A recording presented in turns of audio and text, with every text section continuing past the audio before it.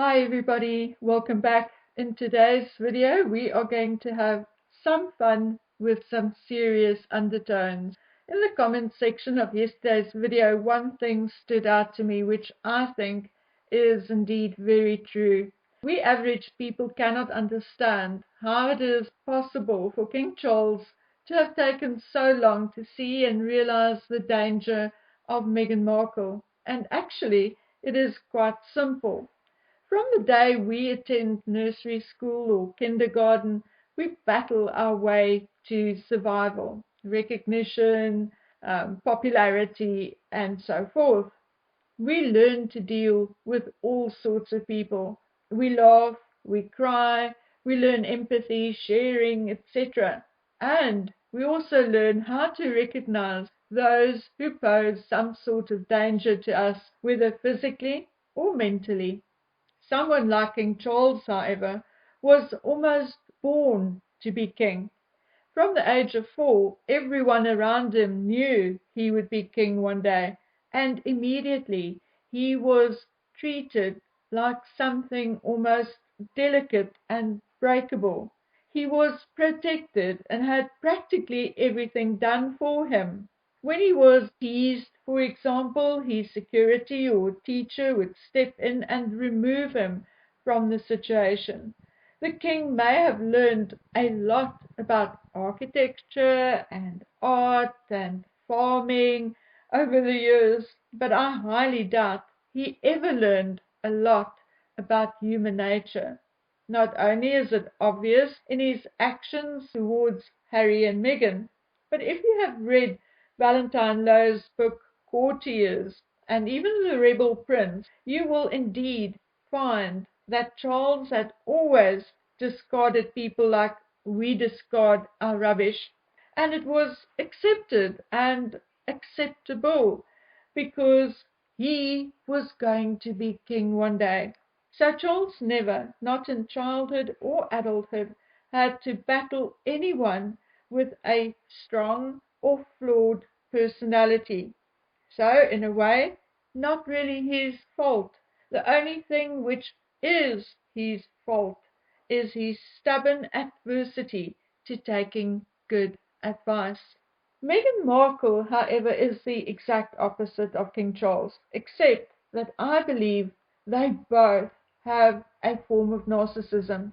I believe Meghan is a malignant narcissist with sociopathic and possibly psychopathic tendencies. Charles, on the other hand, is a narcissist of the spoiled, entitled, petulant kind, but he is not malicious. The only box he ticks is the inflated ego type. Meghan had to, in a way, fight for everything she wanted. Yes, her father put her in an expensive school, but that in a way was his first mistake, because although they were comfortable, they weren't rich. Some of the other children were collected in limousines on a daily basis by security and nannies. And from time to time, Thomas Markle would give Meghan a taste of that life by sending a limousine from the film set to collect her, creating an illusion that she was either part or destined for that life. Mr. Markle further protected, and I say that in inverted commas, his girl by lying to her, telling her she's beautiful, when in reality she was cute but not beautiful. He lied to her about her dishwashing liquid letter, pretending it went further and had a bigger impact than it really had. Mr. Markle thus inflated Meghan's ego, and when she hit the real world, adult life, life without daddy there every day, Meghan must have been devastated for a while. Suddenly, she was just one of a crowd of students, not the most clever, the prettiest, or the most talented, just an average 18-year-old girl, and for the first time she had to create her own image, find her own way to stand out and make her mark. I think Meghan learned her ambition, her drive to be the best and especially the richest from her mother, though. I think and feel that it was her mother who taught her to be ruthless in her ambition. I think it was Doria who told her not to make the mistakes she made. Doria who told her to do what she tells her not to do what she did. Remember, Doria told her not to give the milk away for free. Yes, indeed. Doria did not tell her to freeze and hoard the milk until the right or most deserving person came along. Oh no, Doria actually told her to give it away as long as she charges for it or gets something in return for it. And she did. She did exactly what Mommy Dearest told her to do. You can say what you want about Meghan Markle, but she was no angel, and it appears that she was indeed rather promiscuous. While at university, she had a quick succession of boyfriends, and if rumors are true, then she also had a fling while in Argentina, and then after university she met Trevor. A narcissist needs that fixed relationship, that constant supply. So how she acted while in a relationship with Trevor, I don't particularly know. But if you look at Meghan Markle's CV and timeline, I don't think Trevor Engelson would be at all surprised to learn that Meghan Markle was not at all faithful to him. And I'm not only talking about the last 2 years when she was living in Toronto to film Suits. I personally think that Meghan began cheating the moment talk of marriage started and or shortly thereafter. We all know that as soon as she got the role in Suits, all fidelity and loyalty went out the window. By now, we all have an idea of all the men allegedly on and off the set of Suits. We know about her fling with Rick Hoffman. We know about the ice hockey players and others. We know about Soho House, and does any of you know when she actually caddied for that charity golf tournament? Well, I've got something to say about that. Girls and guys, we have all been talking about Meghan Markle being a yacht girl. So why not start talking about her being an expensive caddy? How many of you have heard of the Caddy Girls, a company in Toronto still active and in business in 2022 with an annual revenue of approximately $13 million? And do you have any idea what they do? Well, let me read from the website for you. The Caddy Girls specialize in providing fun, golf, knowledgeable caddies for everyday outings, charity tournaments, and corporate events. The rate per model caddy starts at $189 per caddy and $40 per hour. And like the lady says, and just by and by, three guesses what the lady's name was. Indeed, Meghan. Oh my word, what a coincidence. It really honestly is. She is indeed called Meghan, but not the Meghan, not Meghan Markle. I promise. Okay, so don't worry about that. Anyway, she says that whatever services the girls provide after the tournament is indeed their business, as long as they make sure they are safe. And then it is well known that some girls do and some don't. But most think it is a good place or a good way to meet a bloke with money. Okay, so that came out of the horse's mouth. Anyway, moving on. So we actually do know that Meghan caddied. For how long, how often she did it, I don't know. But like the woman, the organizer of one of the tournaments actually said, Meghan was one of her best caddies and most popular, which I take to mean that the players were very happy with dear old Meghan. Now, if you had followed Meghan over the past few years, you should know by now that Meghan is all about instant gratification. When she says things like she won't give anything 5 minutes if she's not prepared to give it 5 years, then she is actually lying. She may give it 5 years if it has some benefit for her. But if the benefit is not clear in the first 5 minutes, then she drop kicks it. Right there, right then. Okay. So why would anyone even be surprised if Meghan Markle moved up the remuneration ladder from caddy to yacht girl? I wouldn't. Yacht girls get to travel for free and earn more money. But before we get into that, let me just say one thing. One of my subscribers sent me a link to a channel I did not know about and have not heard about before. I have also not watched it before, obviously. Anyway, there they were, talking about Meghan being a yacht girl. And throughout the video were photographs of Prince Andrew and a dark-haired girl on a yacht. And right there and then, I clicked out because God alone knows.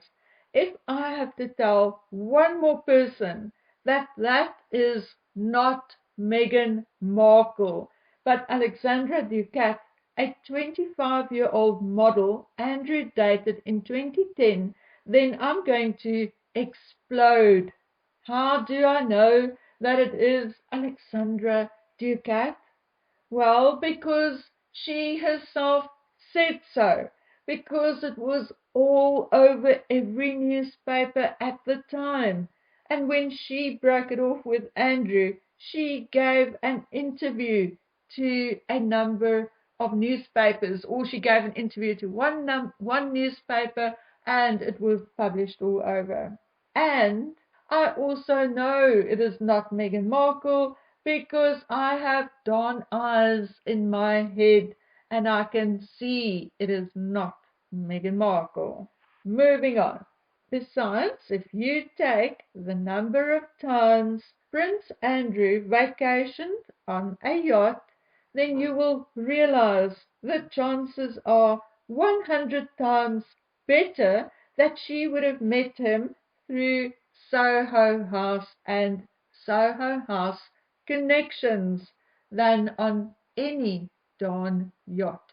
However, having said that, I am not saying that Meghan was not a yacht girl, just that Andrew can afford better and did not have to stoop to hiring girls to accompany him. As a prince, he could get a number of girls to do so, including real models like Alexandra Ducat. Anyway, let's talk about Meghan and yachts. There is fortunately or unfortunately for her some very clear indications that Meghan Markle did try the yacht girl lifestyle at least 1, 2, or 3 times. Obviously, she was already doing suits, but the highest she ever got was number 6 on the call list. So she often was either not shooting every day or had a week or few days off where she did not have to be on set. So it is not impossible at all, even with her full-time occupation as an actress on a series like that, that she would have time off to go yachting. At this point, it is not clear whether she tried it once, twice, or 3 times, but she did not continue this extracurricular or second job for very long, and that is for sure. So let's quickly explain what a yacht girl is. Yacht girls travel in luxury. but they must also provide intimate services to clients on board, and they are very well paid for these particular services. Depending on the size of the yacht, there are usually 4 to 6 girls on board. They sleep with clients, the captain, and the owner. Yacht girls and even boys know each other, but it is all kept very, very quiet and very, very discreet. And girls mostly get these positions via word of mouth. Now, believe it or not, but it wasn't Mexiteers who started the rumor or story of Meghan being a yacht girl. I think most of us did not even know what the term really meant, or even thought much about yachts or girls servicing the yachting community. Instead, the rumors were started by a post on Twitter and Quora, most posted before Meghan Markle was even known to date Harry.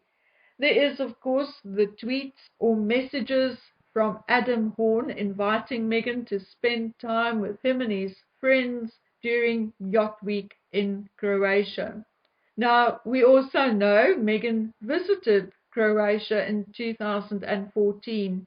She even wrote on her blog about it and posted pictures.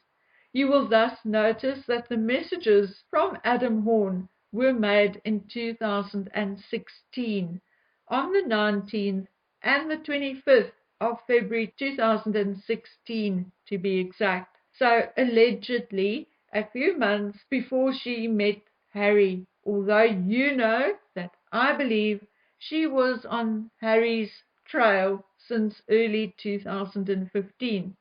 Anyway, Adam Horn's invitation and Meghan Markle's visit to Croatia thus has nothing to do with one another. But why would Adam Horn, a stranger, send Meghan Markle, an actress, such a message if it wasn't for the fact that someone recommended her? I don't know. I'm just putting it out there and you can decide for yourself. Someone also directed me to the yacht boy Jones, or then a guy called Christopher Jones, and I actually found him. I read through his postings, and it appears that he has since changed his tune and retracted what he said before. Previously, he said Meghan Markle was a yacht girl, and he knows that because he was a yacht boy. Now it appears he has changed his story, saying that everyone believing him was dumb because how would or could Meghan fit in yachting with her Suits filming schedule? So honestly, I don't know whether Yacht Boy Jones was lying before or telling the truth before. Of course, it's quite possible he received a warning or a payoff. What is clear though, and the parts I do believe, is that he is well acquainted with Soho House. He has a few facts wrong in his posts, but he seems fairly detailed about Soho House. He does appear to have met Marcus Anderson and to have been to a few Soho houses, and according to him, he is now a contractor for Soho House as well as a member of Soho House. So I guess he too has now moved up in the world. So good for him, whether he lied before or not. Again, you can decide for yourself. So, guys, there is one question answered as best I can.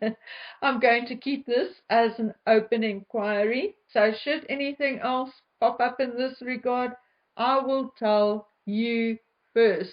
Okay, that's it from me for today.